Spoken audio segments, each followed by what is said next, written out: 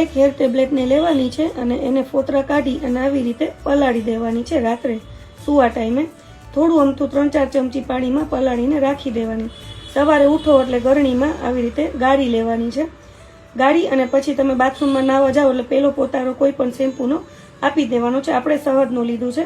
અને બીજો પોતારો દેવા ટાઈમે તમારે હળવે હળવે પાથીએ આપણે જે પેસ્ટ બનાવેલી છે એને લગાવી દેવાની છે. આવી રીતે એક પાથીમાં થોડું થોડું લઈ અને પેસ્ટ બનાવીને લગાવી દેવાની છે.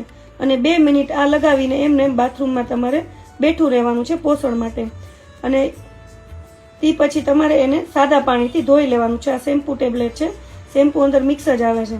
ધોઈ લીધા પછી તમારા વાળ આટલા સરસ તમને લુક આપશે.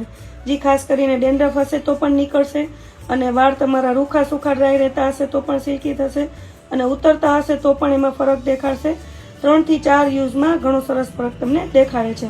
આ છે ઉત્તમ એવરની શેમ્પૂ ટેબ્લેટ વાપરવાની રીત. ઉત્તમ એવર ન્યુટ્રિશન.